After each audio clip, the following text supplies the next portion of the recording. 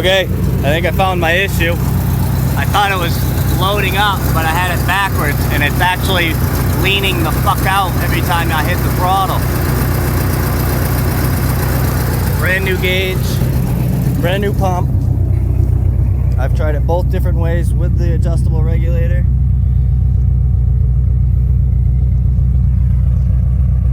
I'm getting the same reading on both.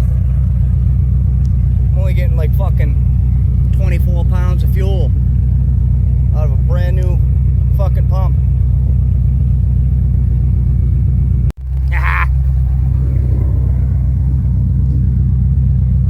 Yes, sir.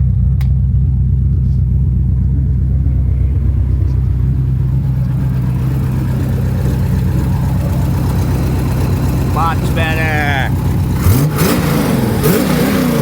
Holy fuck, there it is. Jesus.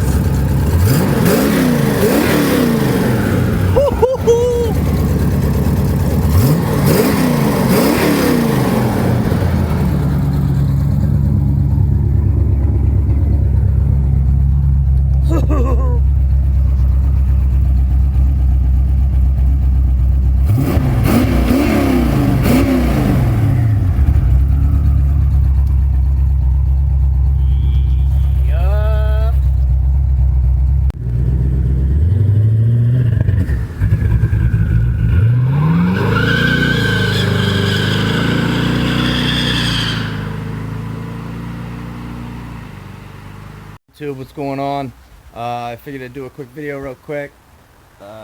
It was running really good, still is. I tried my hand at the tuning thing. Probably shouldn't do that. What I ended up doing is I did some YouTube research and how to adjust maps and smooth them out, and just kind of tried to learn the computer side of things. And I got a pretty good amount of information, but I still don't feel confident enough to be able to open this thing wide up and say, yeah, she's safe at, you know, 7 boost, 7 pounds or 5 pounds. Right now, currently, I have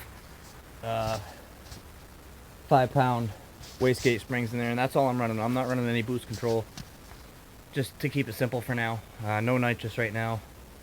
So what I did want to touch on was that I have put it away for the year, because I did get it running to a good enough point where I can unhook and unwire everything and completely go through it to try to eliminate radio frequencies and stuff like that. I had a guy go over a log that I did, and he said I had quite a bit of radio frequencies. I thought I did a fairly good job when I hooked everything up, but I guess not.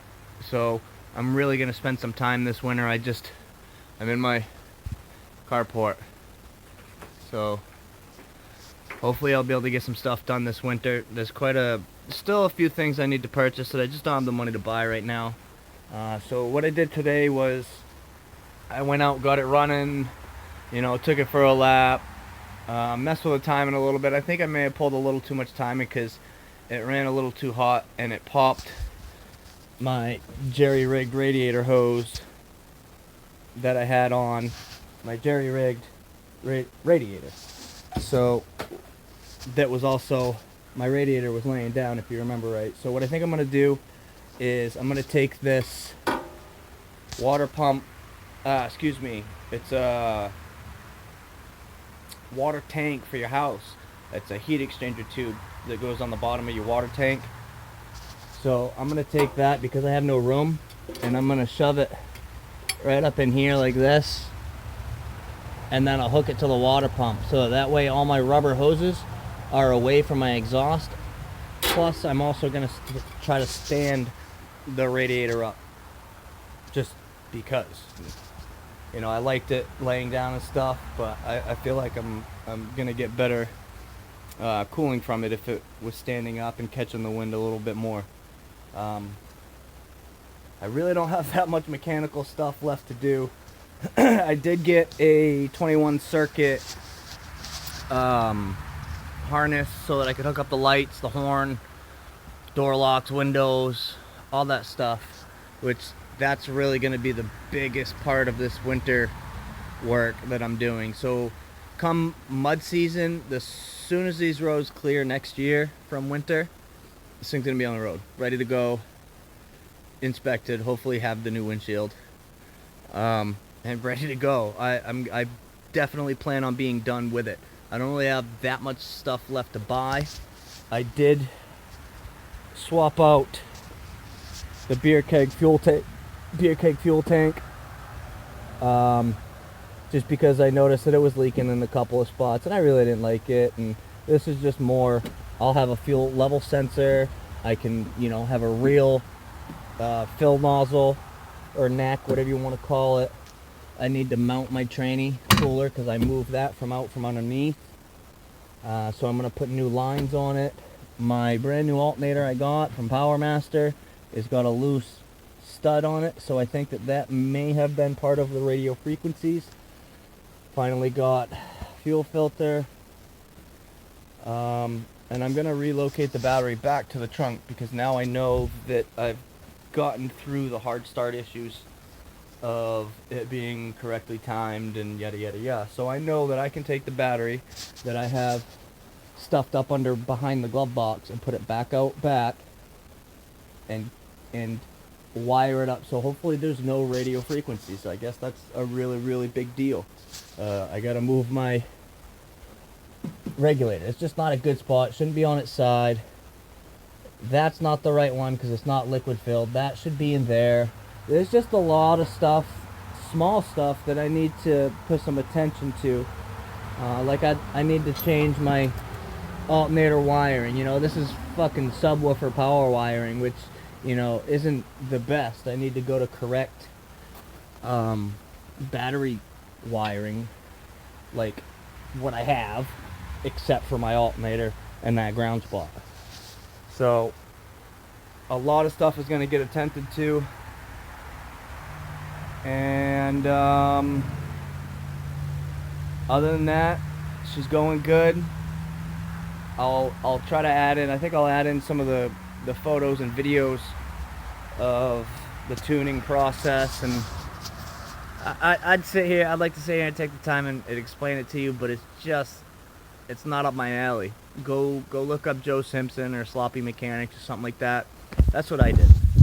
I didn't know what the fuck I was doing about 2 months ago, and now I know a little bit. I still, the timing, to get the timing curve to match the fuel curve, and to get it so that your air fuels are correct and it's not trying to overcompensate and always compensate for what it's supposed to be doing between closed loop and open loop.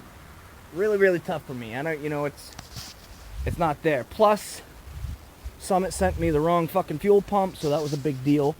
I bought this. It was supposed to be 100 psi, 416 liters an hour that's in it. They sent me some fucking low pressure, like 12 psi pump. So I'm sitting here. I thought the gauge that I had in there was bad. So I'm like, nah, it can't be. Summit, they sent me the right thing. Must just be a bad gauge I got from O'Reilly's or something. Nope. Because what I did was I took my fuel pressure gauge, put it on my pump, and that was reading the same thing as that non-liquid filled gauge. So I knew I had a fueling issue. So I pulled it out, ran the numbers on the pump, and sure as shit, it was a fucking low pressure pump. Thank you, Summit. Again, kind of my issue. Those are the things I should look for. But some catch cans we're gonna put on. This thing's gonna be fucking cock locked, ready to rock next summer. I tell you what. So the little bit of driving that I did do, it was great. I'll tell you, I need a locker for the rear end because it just fucking breaks free so fast and way too fucking easy. I think I posted a video on YouTube, I can't remember, of me doing a couple passes or whatever back and forth in front of my house.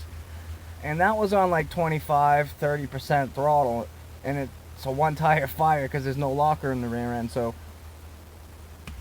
it's going to be hard to try to read the power output on a dyno if it's just a one tire fire and it's just going to sit there and fucking spin.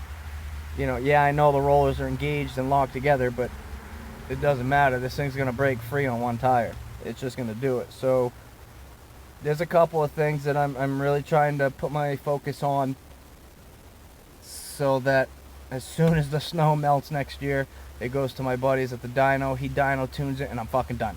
We go to the track, we see what it does, I sell it. Just because that's what I did. I built it to sell it. I want to buy a piece of land. I have no fucking attachment to this thing at all. But that's where I stand. I kind of wanted to give you guys an update. Haven't done anything with the air ride in the back yet. It's just, I incorporated so much shit into this fucking thing that I should have stopped at some point and listened to the wife, you know, but whatever. So here we are, boys. I'll see you in a few months. Later.